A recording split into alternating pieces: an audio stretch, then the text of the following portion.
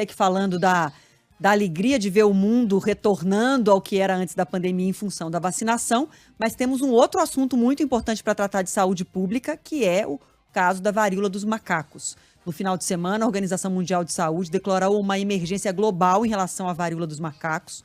O estado de São Paulo, no Brasil, concentra mais de 70% dos casos. A gente também já vai atualizar esses dados. E a busca agora por uma vacina também no caso da varíola. Por isso, a nossa convidada de hoje aqui no Entre Nós é a doutora Rosana Richman, infectologista do Hospital Emílio Ribas. Doutora Rosana, muito obrigada por aceitar o nosso convite, para a gente poder esclarecer os ouvintes aqui da Band News FM, para que as pessoas entendam as diferenças, o que deve preocupar nesse momento, o que deve chamar a atenção da gente nesse momento e como está essa busca pela vacina. Vamos começar traçando um panorama de como está a situação da varíola dos macacos nesse momento? A gente sabe que os números aumentaram bastante e que São Paulo concentra o maior número de casos. Qual é o dado mais atualizado que a senhora tem e o que deve chamar a atenção de todos nós para nos prevenirmos em relação à varíola dos macacos? Bom, primeiro, boa tarde a todos, é um prazer estar com você, Adriana e Renan, e esse assunto super pertinente, porque a gente tem visto mudanças importantes, um crescimento muito rápido do número de casos no mundo inteiro, e Brasil não é diferente, em especial em São Paulo. Os últimos números que eu tenho, Adriana, mas você pode me corrigir, é que no Brasil nós estamos com mais de 800 casos, 816 casos, se não me engano, confirmados. A gente tem que imaginar que por trás disso deve ter muita subnotificação, porque como o quadro clínico, pelo menos dos pacientes que a gente tem visto, às vezes são quadros bem leves, bem tênues, ou seja, a gente precisa estar muito atento para fazer a suspeita clínica e confirmar o diagnóstico. Isso faz com que os números só aumentem, porque se você não faz diagnóstico, essa pessoa não fica em isolamento e ela pode potencialmente contaminar outras pessoas. Então, fazendo um panorama geral, nós estamos em plena ascensão do número de casos e eu julgo, e é o que a gente tem falado entre nós especialistas, é que infelizmente é a ponta do iceberg que a gente está vendo nesse momento. Agora, quando a gente tem, doutora Rosana, essa declaração de uma emergência global, é claro que todos se lembram da última declaração, que foi justamente em relação à Covid. Agora, o ritmo de contaminação, me parece que, embora seja preocupante, porque acelerou bastante, a gente está vendo essa pontinha do iceberg, o ritmo de transmissão, de contaminação pela varíola dos macacos é diferente da Covid. Agora, os sintomas podem ser confundidos inicialmente também com uma gripe. Como que o cidadão pode se prevenir, quais os cuidados ele deve tomar e quando preocupar e pensar, puxa, mas tem varíola dos macacos além de Covid. Como diferenciar e como se cuidar nesse momento? Bom, Adriana, a primeira coisa é que a dinâmica de transmissão é totalmente diferente. Não dá nem para a gente começar a comparar uma coisa com a outra. A Covid, por ser um vírus respiratório, então a transmissão de vírus respiratórios, qualquer um deles, é muito mais fácil do que a transmissão através do contato pele a pele, que é o forte da monkeypox. Adriana, toda hora eu vou tentar, e peço para vocês falar muito mais o nome que a gente tem usado de monkeypox ou varíola símia do que varíola dos macacos, sim, exatamente para não criar nenhuma problema com os animais, né? Até porque os casos são transmitidos entre pessoas, né? Isso, lógico, para não né? criar nenhum tipo de confusão. A senhora está certa. Isso, é vítima como a gente, né? Então, tomar cuidado com isso. Mas, de qualquer maneira, voltando à tua pergunta, a dinâmica de transmissão é muito diferente, né? Os números da Covid-19, quando a gente... Será que a gente perdeu o contato? Congelou a imagem aqui, o áudio sumiu, a gente vai tentar restabelecer o contato com a doutora Rosana Richman a respeito da varíola símia, como ela estava falando aí, o monkeypox, que é esse nome em inglês. Inclusive, hoje mais cedo, o governo do estado de São Paulo emitiu uma nota falando justamente dessa associação que se faz entre a doença e os macacos e os bichinhos, né, dizendo que não há nenhuma relação. A Secretaria de Infraestrutura e Meio Ambiente alertou que os macacos não transmitem a doença, e que os maus-tratos contra animais, maltrato contra animal é crime ambiental, então um alerta importante para as pessoas. Teve uma época da febre amarela, né, que muitas pessoas começaram a agredir os bichinhos, associar os macacos, também não faz nenhum sentido.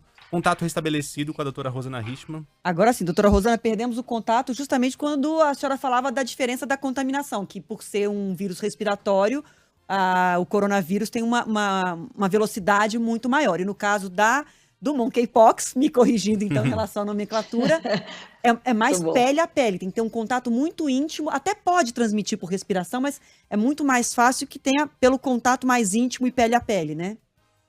Isso, você tem que imaginar que naquelas lesões do paciente está cheio de vírus. Então, quando você tem um contato pele a pele e principalmente durante uma relação sexual, onde esse contato é intenso e prolongado, você tem o maior risco de transmissão.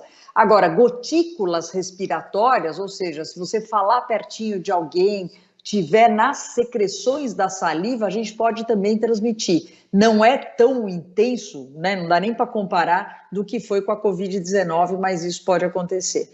O que está todo mundo preocupado é que, por exemplo, neste momento a gente está vendo um grande número de casos e a circulação, a dinâmica de circulação, numa população específica que são os homens que fazem sexo com homens.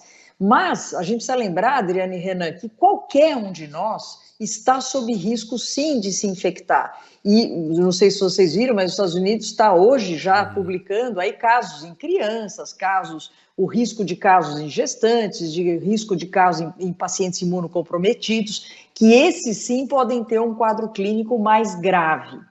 A doença, de uma maneira geral, ela é benigna, ela tem uma evolução chata porque ela é prolongada, mas ela, da maioria das vezes, você não precisa de internação, nada disso, exceto em alguns grupos específicos.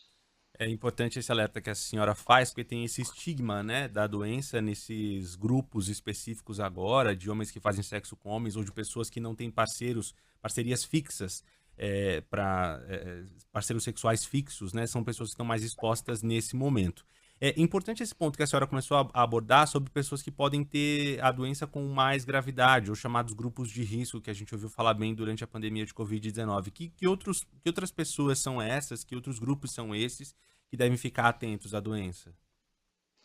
Então, principalmente o que está descrito, lógico, tudo é muito novo com essa cepa específica da monkeypox, mas o que está descrito principalmente nos países que já convivem com esse vírus há muito mais tempo, principalmente no continente africano, é que essa doença na população infantil, nas crianças, ela costuma ser mais disseminada, podendo dar quadros mais graves. Em relação às gestantes, está descrito tanto abortamento, quando é no início da gestação, até morte do feto, quando é no meio da gestação. Então, existe a passagem, que a gente fala, a passagem pela placenta desse vírus atingindo os fetos. Então, também é uma preocupação se a gente começar a ter o alastramento desse vírus. E os grupos de imunossuprimidos, que aí a gente coloca os transplantados, quem faz algum tratamento que diminua a sua imunidade, os próprios pacientes vivendo com HIV, são grupos que a gente sabe que a doença ela pode ser mais disseminada.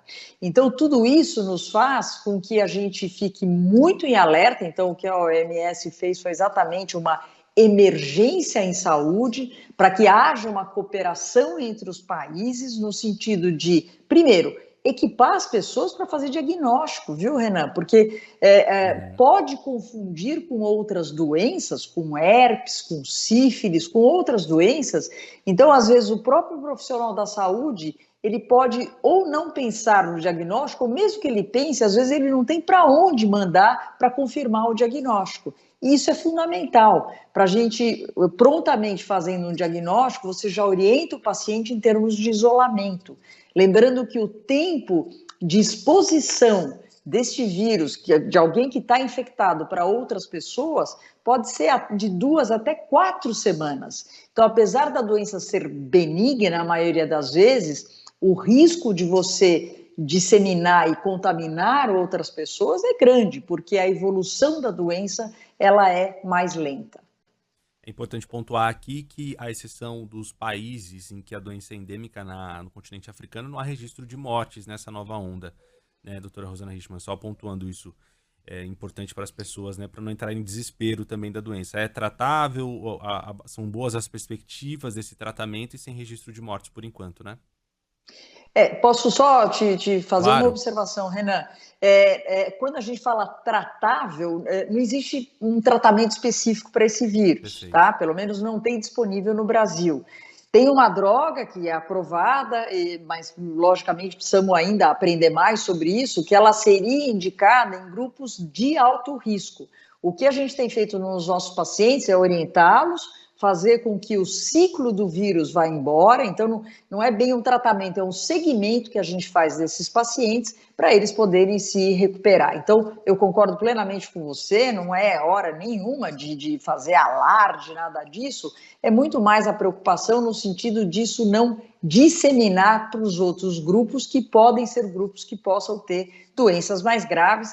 E a experiência que a gente tem no continente africano é que sim, pode inclusive levar à morte. Agora, doutora Rosane, em relação à busca por uma vacina, o governo de São Paulo já falou que o Instituto Butantan já está em contato com outros países, inclusive a Dinamarca, para tentar buscar a matéria-prima, a tecnologia que poderia importar ou produzir, mas ainda não é algo que está tão disponível no mundo.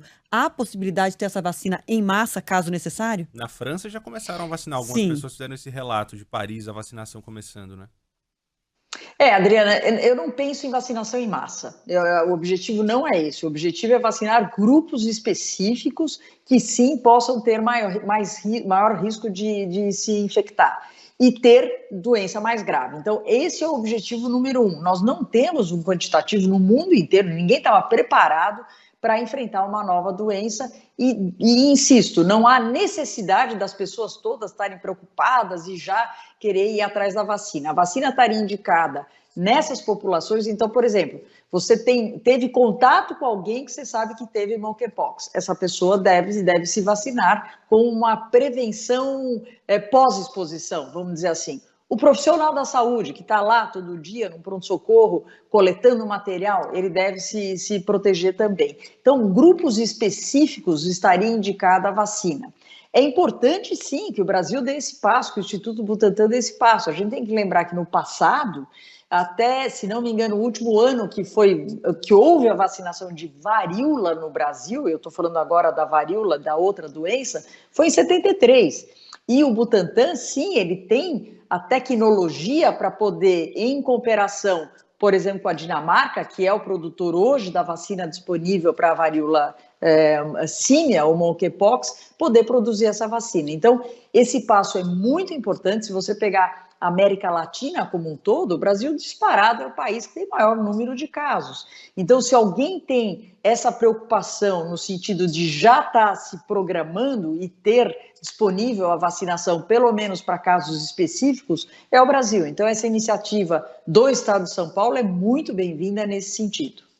E se tem uma coisa que a Covid nos trouxe é o sentido de urgência, de perceber que não é possível esperar muito tempo, porque é exatamente essa ação mais rápida. Inclusive, você bem destacou, doutora Rosana, que a OMS já fez o alerta global, acho que muito pela experiência toda vivida pela Covid, pelos impactos diversos provocados no mundo todo, e agora a gente ter isso em mente, que é preciso agir rapidamente, especialmente nesse caso que a senhora disse que, muito possivelmente, se a gente trouxer a vacina para o Brasil em pouco tempo, seria uma vacinação focada em alguns grupos. Não seria como uma campanha da Covid de vacinação da população como um todo. Então, seria uma coisa mais específica de grupo a grupo, considerando risco, considerando exposição.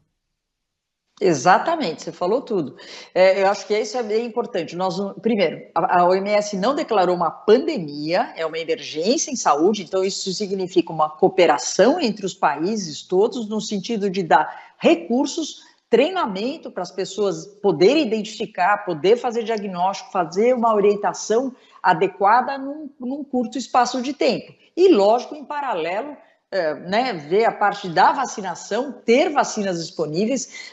O Renan até comentou, a França já começou, outros países já começaram a vacinação e, de novo, infelizmente, a gente está vendo aquela diferença entre os países que têm condições e têm muito mais organização, e são os países mais ricos, já adquirindo um número grande de doses de vacina, e os outros países, como a exemplo do que a gente viu com a Covid, sempre num atraso em relação a isso. Então, infelizmente, nós estamos vendo de novo, parece que a gente não aprendeu nada nesses últimos 3 anos, e daí a OMS toma essa posição de, peraí, gente, é uma emergência global, é uma emergência internacional, não adianta de novo alguns países já irem atrás de tudo isso e não enxergar o resto do mundo, porque a gente já aprendeu com a Covid, vírus não tem passaporte, não respeita a fronteira, então tudo isso nós precisamos ficar de olho, ver o que nós acabamos de aprender para poder se preparar para caso tenha realmente uma disseminação importante do número de casos. Sempre muito bom ouvir a doutora Rosana Richmann, infectologista do Hospital Emílio Ribas, que nos atendeu aqui de novo. Muito obrigado, até uma próxima, viu? Até uma próxima, boa tarde a todos e vamos em frente. Muito obrigada por todos os esclarecimentos. Boa tarde.